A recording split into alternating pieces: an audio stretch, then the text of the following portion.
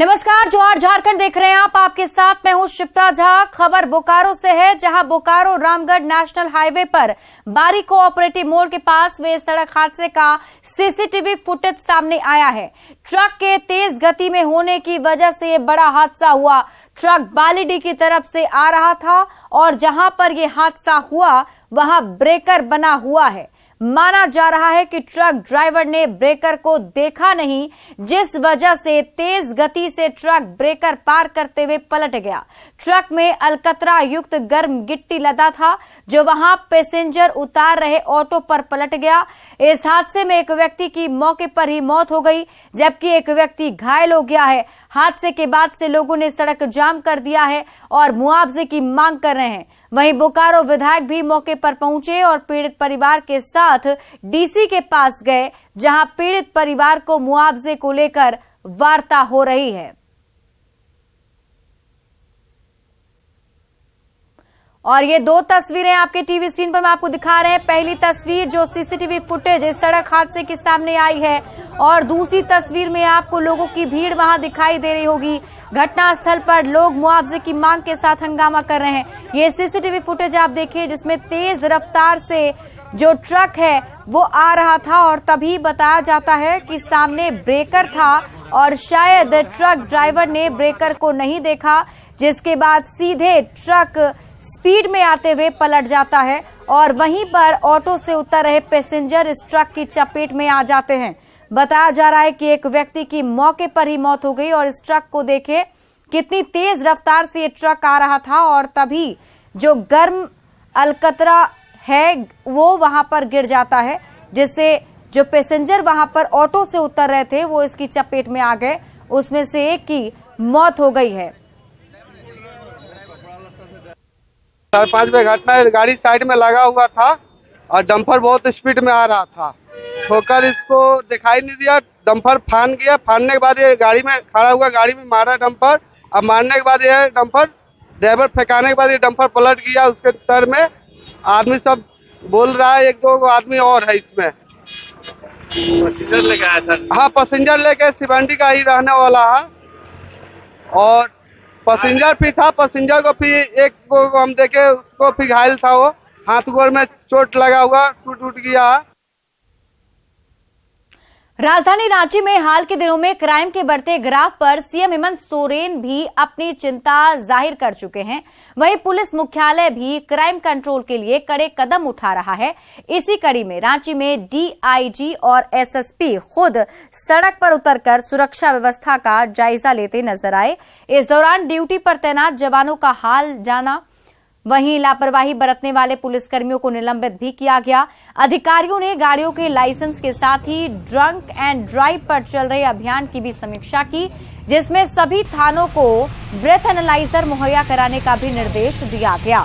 DIG ने बताया कि एंटी क्राइम चेकिंग अभियान किस तरह चलाया जा रहा है, इसका जायजा हर तीसरे दिन पर लिया जाएगा और इस दौरान लापरवाही बरतने वाले को बख्शा नहीं जाएगा। रांची पुलिस के द्वारा लगातार जो है शहर में एंटी क्राइम चेकिंग रात में ऐसे लगभग 20 पोस्ट की पहचान करके की जा रही है और सीनियर अफसरों के द्वारा भी लगातार इसका एक तरीके से कह सकते हैं सुपरविज़न किया जा रहा है, जिससे कि प्रभावी रूप से जो है चेकिंग की जा सके। और सभी को यह मैसेज देना चाहेंगे आपके माध्यम से कि जो भी रांची के नागरिकगण हैं वो रात्रि में जब भी अगर बाहर निकलते हैं तो इस बात का ख्याल रखें कि शराब पी करके नशे की स्थिति में कभी भी वाहन ना चलाएं। वो न केवल आपके लिए, आपके परिवार के लिए, बाकी पूरे समाज के लिए वो घातक होता है। इसके अलावा रांची पुलिस हमेशा जो है वो एक्टिव है और दिन में भी चेकिंग चला रही है और रात्रि में भी चेकिंग चला रही है।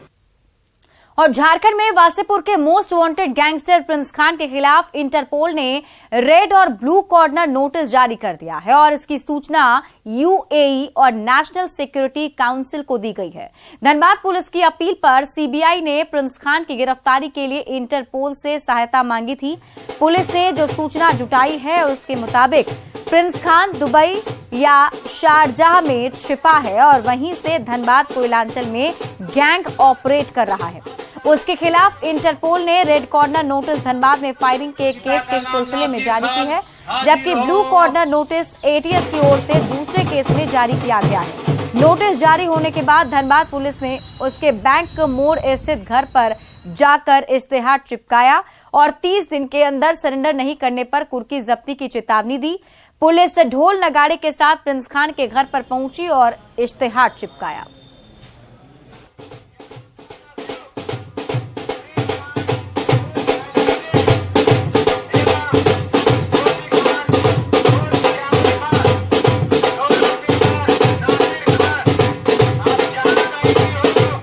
समय माननीय न्यायालय के द्वारा दिया गया है। 30 दिन के अंदर उन दोनों को माननीय न्यायालय में सशरीर हाजिर होना है, अन्यथा उनके विरुद्ध माननीय न्यायालय के आदेशानुसार कुर्की जब्ती की कार्रवाई की जाएगी। को इसकी जानकारी होनी चाहिए, आस पड़ोस के रहने वाले लोग, उनके मोहल्ला टोला के रहने वाले लोगों के माध्यम से, ताकि उनको इस माध्यम से जानकारी मिल सके।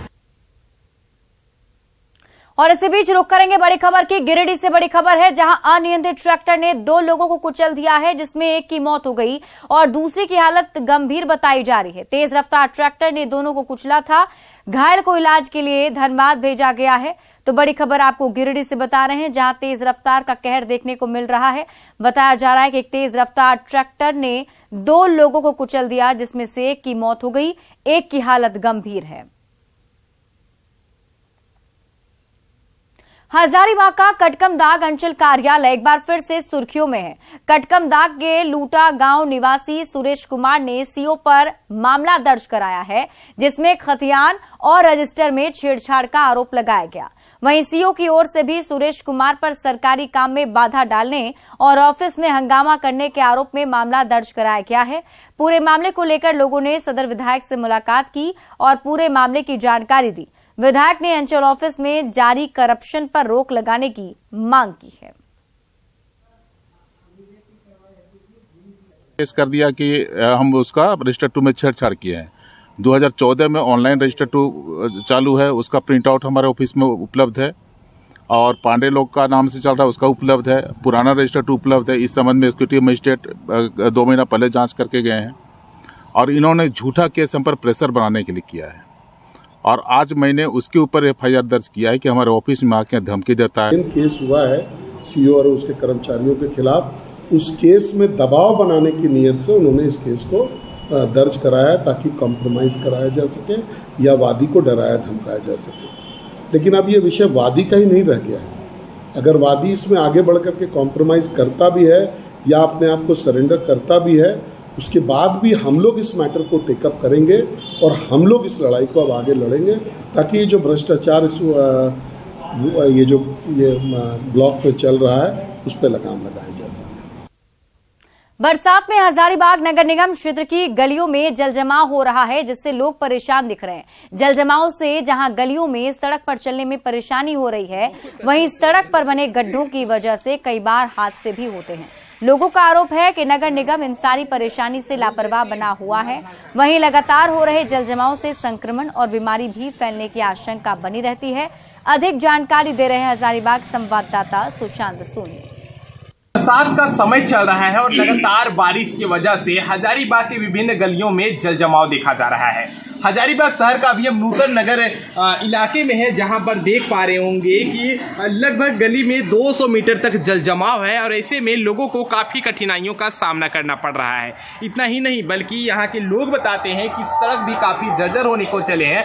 ऐसे में काफ़ी हमेशा खतरा बना रहता है। हालांकि कई बार जो है लोगों को दुर्घटना जैसी समस्याओं से भी सामना करना पड़ रहा है। हम यहाँ के स्थानीय से बात करेंगे, क्या समस्या हो रही है यहाँ। तो सबसे पहली बात, पानी थोड़ा सा भी पड़ता है तो पूरा ये सड़क है जो हम लोग को पूरा पानी भर जाता है हम लोग को, तो आने जाने के लिए बहुत परेशानी होती है। सड़क भी काफ़ी जर्जर देख रहे हैं, बहुत ज़्यादा ही खराब लग रहा है। ठीक है, लग क्या रहा है ही। रास्ते में क्या कुछ समस्या हो रही है? रास्ते में रास्ता भी, सड़क जो हमारा है वो खराब भी है। ठीक है, तो पानी जमने के कारण सड़क दिखता नहीं है कि कहाँ गड्ढा है, क्या है, कुछ मालूम नहीं चलता। तो आते वक्त भी नहीं, बहुत कोई जो होता है गिर भी जाता है। जिला प्रशासन या नगर निगम के कभी पहुँचे? नहीं, अभी तो नहीं पहुँचे हैं। यहाँ तो समस्या है कि पानी जल जमा हो गया है, रास्ता भी बहुत ख़राब है, हम लोग को काम करने इधर आने जाना पड़ता है तो बहुत परेशानी झेलना पड़ता है। काफ़ी रास्ता सब मतलब बरसात भर ऐसे ही झेलना पड़ता है। इसका तो कुछ उपाय होना चाहिए, रास्ता बनना चाहिए या जल जमाव जो उसका निकासी होना चाहिए। कोई अभी तक ध्यान दिए? अभी तक तो कोई ऐसा ध्यान नहीं। स्थानीय से बात की जिन्होंने साफ तौर पर इस क्षेत्र की समस्या के बारे में बताया। हालांकि इन्होंने यह भी बताया कि जिस तरीके से सड़क की स्थिति काफी जर्जर है, ऐसे में जल जमाव होने से खतरा हमेशा बना रहता है। अभी तक जिला प्रशासन के अलावा नगर निगम के कर्मी की नजर इस और बिल्कुल भी नहीं गई है। सुशांत सोनी, न्यूज 18, हजारीबाग। पूर्वी सिंहभूम से निर्दलीय विधायक सरयू राय ने कहा है कि अब तक बीजेपी में वापसी की कोई पहल नहीं की गई, न उधर से किसी ने कुछ कहा है और न उन्होंने इस पर पहल की है। भारतीय जनतंत्र मोर्चा की बैठक रांची में की गई, जिसमें लोकसभा विधानसभा चुनाव को लेकर भी चर्चा हुई।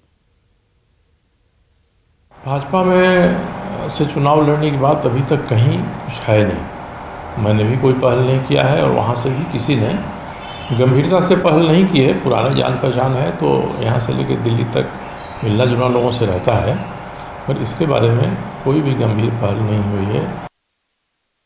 पलामू में आजसू पार्टी का प्रमंडलीय कार्यकर्ता सम्मेलन मेदिनीनगर भवन में किया गया, जिसमें पार्टी के पदाधिकारी और कार्यकर्ता शामिल हुए। लोकसभा 2024 के चुनाव को लेकर अध्यक्ष सुदेश महतो ने कार्यकर्ताओं में जोश भी भरा। उन्होंने राज्य में अधिकारियों के भ्रष्ट होने का भी आरोप लगाया।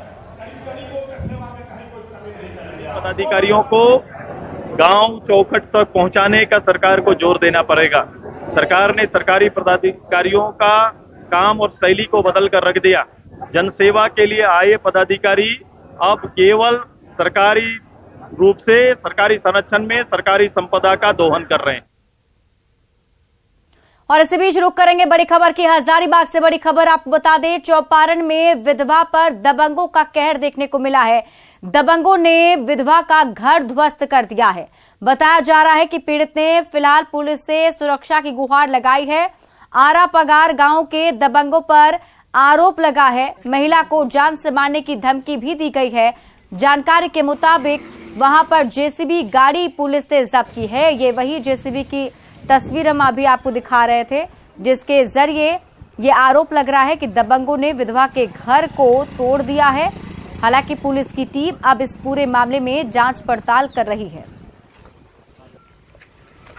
आज 6 महीने से केस चल रहा था ग्राम आरा पगार में। हम निवासी हैं, मेरा के साथ केस चल रहा था। राणा जी लोग हैं उसमें, मिथिलेश राणा और भोला राणा, पूर्व लव कुमार राणा और दीपक राणा, रमोतार राणा, बासदेव राणा है। ये लोग धमकी दिया था पहले, जीसीपी लगा के घर तोड़ देंगे, जिसके बारे में हम लोग एफआईआर भी किए हैं। थाना में एफआईआर भी हुआ है और रात को वो लोग जीसीपी लगा के हमारा घर को तोड़ दिया। मेरा माँ सो रहा था भाई, तो उन लोगों का जान बच गया। वो लोग को पिस्तौल दिखाकर, हथियार से पूरा लेस था वो लोग, और हथियार दिखा के वो लोग को धमकी दे के पूरा तोड़ दिया। फोन करेगा तो जान मार देंगे, तो धमकी दे के तोड़ दिया। और जब वो लोग तोड़ के जाने लगा तो घर के अंदर ढकल कर कमाड़ी बंद कर दिया। रामगढ़ में मांडू प्रखंड के लाइयों में करोड़ों की लागत से 2019 में उपस्वास्थ्य केंद्र बना था, लेकिन उद्घाटन के बाद भी इसमें ताला लटका हुआ है। देखरेख के अभाव में अस्पताल भवन जर्जर हो रहा है। हैरत की बात है कि करोड़ों की लागत से बने इस अस्पताल तक पहुंचने के लिए सड़क भी नहीं है। इधर रामगढ़ सिविल सर्जन ने जल्द ही डॉक्टर और मेडिकल स्टाफ की व्यवस्था किए जाने की बात कही। वहीं आसपास के लोग भवन के औचित्य पर भी सवाल उठा रहे हैं। प्रॉब्लम वहाँ पर है कि जाने का रास्ता रैयती ज़मीन पड़ जाता है बीच में, तो उसके लिए हम लोग प्रशासन की मदद ले करके आगे के काम करेंगे कि कैसे वहाँ तक रास्ता बन सके। रास्ते के कारण भी असुविधा हो रही है। असुविधा हो रही है, हालांकि 2 व्हीलर वहाँ तक पहुँच जाता है। लेकिन केवल वो बहाना देकर डॉक्टर आएगा तो सड़क हॉस्पिटल चालू हो जाएगा तो सारा चीज़ हो जाएगा, लेकिन हॉस्पिटल आज भी चालू होने के लिए यहाँ ग्रामीणों को कोई लाभ नहीं हुआ। केवल ठेकेदार कमाया और कमीशन कमाया लोग, जो अधिकारी है। पब्लिक के जिस उद्देश्य से बनना चाहिए वो आज भी ग्रामीणों को वो लाभ नहीं। इस वक्त मैं मौजूद हूँ मांडू प्रखंड के अति सुदूरवर्ती लइयों में। आप हमारे पीछे देख सकते हैं, यह अस्पताल भवन है, यानी कि उप स्वास्थ्य केंद्र है, जिसका निर्माण 2019 में किया गया था। इसका उद्घाटन भी कर दिया गया है और आप देख सकते हैं भवन निर्माण विभाग द्वारा लगभग 4 करोड़ की लागत से इस अस्पताल बिल्डिंग का निर्माण कराया गया है। लेकिन निर्माण के बाद से यहाँ पर कभी भी डॉक्टर नहीं बैठते हैं। दावे किए जा रहे हैं कि अस्पताल खुल जाएगा, लोगों को चिकित्सा सुविधा मिलना शुरू हो जाएगी, लेकिन आज भी लई और इसके आसपास के हज़ारों की आबादी को छोटे मोटे इलाज के लिए रामगढ़, रांची या हजारीबाग जाने को बाध्य होना पड़ता है। सीधे बात करेंगे यहाँ ग्रामीण से। आज ये इतना बड़ा बिल्डिंग जर्जर स्थिति पे होते जा रहा है, हमें आज भी छोटे मोटे इलाज के लिए भी रामगढ़, रांची तक हम लोगों को जाना पड़ता है। तो कोई मतलब नहीं है ऐसे अस्पताल बनने का जहाँ पे किसी भी तरह की कोई सुविधा ना हो। दिक्कत ये है कि जिस समय हॉस्पिटल बना उस समय बहुत हम लोग के अंदर में खुशी उत्साह हुआ कि अब हम लोग को छोटा मोटा इलाज जो कराना पड़ेगा तो हम लोग को यहीं पे गांव में ही हो जाएगा। लेकिन डॉक्टर नहीं आते हैं। लेकिन डॉक्टर आते ही नहीं है। उन लोगों को डिलीवरी के टाइम के लिए अब दिक्कत नहीं होगी, यहाँ पे ला करके उनका इलाज करवाया जाएगा। लेकिन ये अब बंद पड़ा हुआ है, और जर्जर होते जा रहा है। आपको सुरक्षा के लिए लगाया गया यहाँ पे? जी सर। कब से यहाँ पर आप हैं? मेरा यहाँ पर 2 महीना हो जाएगा। अस्पताल खुलता ही नहीं है? खुलता है, 1 बजे आती है सफाई कर्मी सब सफाई करने के लिए आती है और आपको सुरक्षा के लिए रखा गया है। हाँ जी सर। कुर्सियाँ लगाई गई हैं, दूसरे चीज भी यहाँ पर रखे गए हैं। यहाँ पर जनरेटर, आप ताला देख सकते हैं, ताला यहाँ बंद है। ये ताला जो है सफाई के लिए ही खुलता है, मरीजों के इलाज के लिए नहीं खुलता है। ऐसे में समझा जा सकता है कि यहाँ पर अस्पताल निर्माण के नाम पर केवल पैसे का बंदर बांट किया गया है। जावेद खान, न्यूज़ 18 रामगढ़।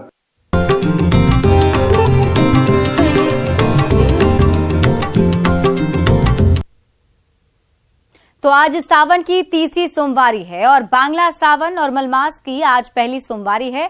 इसे लेकर बाबा नगरी देवघर में आस्था का जनसैलाब उमड़ गया है और लोग देर रात से ही कतार में लगकर भोलेनाथ पर जलार्पण कर रहे हैं। आज मलमास की पहली सोमवारी में सूर्य कर्क राशि में प्रवेश कर रहा है। ऐसे में आज का दिन बेहद खास माना जा रहा है।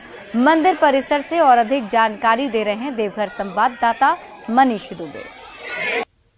सावन का पावन महीना चल रहा है और इस बार सावन 2 चरणों में होना है। उसके बाद 1 महीने का मलेमास मेला लगा हुआ है और आज मलेमास का पहला सोमवारी है। बंगला सावन का भी आज पहली सोमवारी है। बाबा बैद्यनाथ मंदिर में आज आस्था का जनसैलाब भी उमड़ पड़ा है। कांवरिया जो है 108 किलोमीटर की पांव पैदल यात्रा कर बाबा धाम पहुंच रहे हैं और बाबा पर जलार्पण भी कर रहे हैं। मंदिर प्रांगण जो है, मंदिर परिसर पूरा भगवा रंग से पटा हुआ है और बोल बम के नारों से गुंजायमान है। अगले सुबह 3:53 में आम श्रद्धालुओं के लिए बाबा बैद्यनाथ मंदिर का पट खोला गया, जिसके बाद कतारबद्ध होकर श्रद्धालु जो हैं वो अर्घा के माध्यम से बाबा पर जलार्पण किए। हमारे साथ कुछ कांवरिया बंधु हैं, उनसे बात करते हैं। कितने सालों से आ रहे हैं और बाबा पर कितनी आस्था है? बाबा मनोकामना पूर्ण करते हैं और कहाँ के रहने वाले हैं? छत्तीसगढ़ अंबिकापुर से। हाँ जी, ये 5वां साल मेरा है। हाँ जी। कितनी आस्था है बाबा पर? भगवान पर अटूट आस्था है। पाँव पैदल आते हैं कि गाड़ी से आते हैं? पैदल ही आते हैं। कितने दिनों में पहुँचते हैं? 3 दिन में पहुँचते हैं। आज सोमवारी है, सोमवारी को विशेष पूजा करते हैं? जी जी। बहुत मन को शांति मिलती है। जी। साल है बाबा धाम में पूजा की? जी। बाबा बुला लेते हैं? थकावट 108 किलोमीटर का थकावट रहता है? जी, थकावट रहता है, लेकिन पता नहीं चलता। लेकिन इस बार हम 2 बार पैदल आए हैं, इस बार गाड़ी से आए हैं। 2 बार पैदल आए थे? जी। तो बाबा दुख हर लेते हैं? जी। कहाँ से आए हैं? बेलहारा, झारखंड, पलामू। पलामू से? जी। बाबा का पूजा अर्चना किए? हो गया। आज सोमवारी को कुछ विशेष है क्या? विशेष तो है सर। क्या है? सोमवारी का जल मान्य ज्यादा है। हाँ जी, इसीलिए आज जल। कितने बजे लाइन में लगे थे? लाइन में लगे थे हम लोग 11:30 बजे। आज सुबह पूजा हो गई? जी। तो देखिए जो कांवरिया हैं वो पहुँचे हुए हैं और रात से ही जो है कतारबद्ध होकर बाबा धाम में जलार्पण करने के लिए कतारबद्ध थे। मध्य रात्रि से ही जलार्पण करने के लिए कतारबद्ध थे। तो बाबा धाम में आस्था का जनसैलाब उमड़ा है। श्रद्धालु कतारबद्ध होकर अर्घा के माध्यम से बाबा पर जलार्पण करते हुए नजर आ रहे हैं। मनीष दुबे, न्यूज़ 18 देवघर।